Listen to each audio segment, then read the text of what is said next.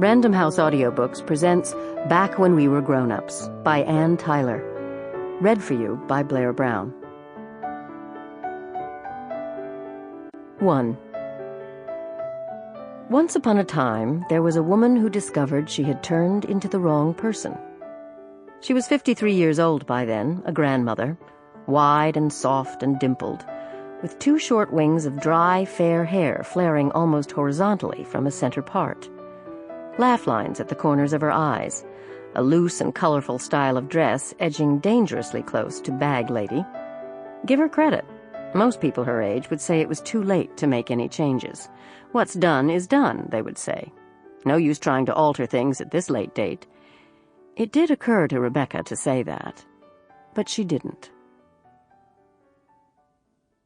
On the day she made her discovery, she was picnicking on the North Fork River out in Baltimore County. It was a cool, sunny Sunday in early June of 1999, and her family had gathered to celebrate the engagement of Rebecca's youngest stepdaughter, No-No Davich. The Daviches' cars circled the meadow like covered wagons braced for attack. Their blankets dotted the grass, and their thermos jugs and ice chests and sports equipment crowded the picnic table. The children were playing beside the river in one noisy, tumbling group, but the adults kept themselves more separate.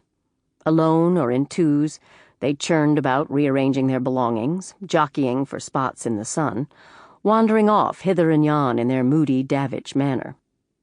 One of the stepdaughters was sitting by herself in her minivan. One of the sons-in-law was stretching his hamstrings over by the runner's path. The uncle was stabbing the ground repeatedly with his cane.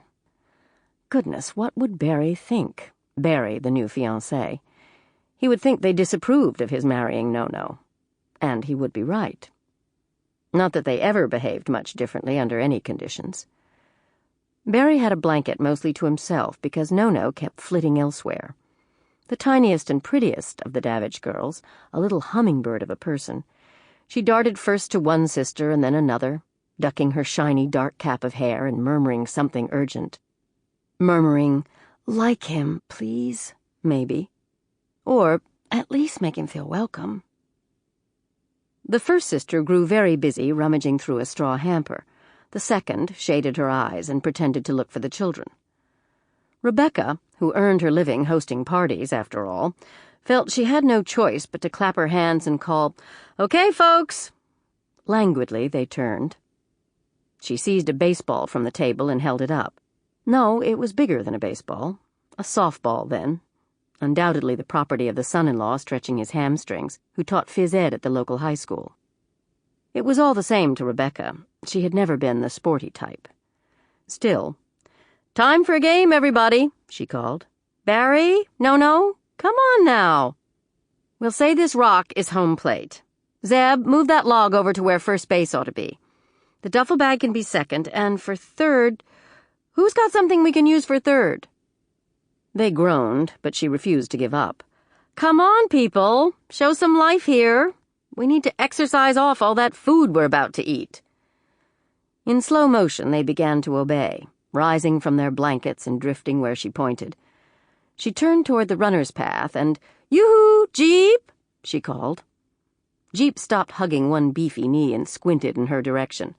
"Haul yourself over here," she ordered. "We're organizing a softball game." "Aw, Beck," he said. "I was hoping to get a run in." But he came plodding toward her. While Jeep set about correcting the placement of the bases, Rebecca went to deal with the stepdaughter in the minivan, who happened to be Jeep's wife, in fact. Rebecca hoped this wasn't one of their silly quarrels. "Sweetie," she sang out. She waded through the weeds, scooping up armfuls of her big red bandana print skirt. "Patch! Roll down your window, Patch. Can you hear me? Is something the matter?" Patch turned and gazed out at her. You could tell she must be hot. Spikes of her chopped black hair were sticking to her forehead, and her sharp freckled face was shining with sweat. Still, she made no move to open her window. Rebecca grabbed the door handle and yanked it, luckily just before Patch thought to push the lock down. "Now then," Rebecca caroled, "what's all this about?" Patch said, "Can't a person ever get a moment?" Sample complete. Ready to continue?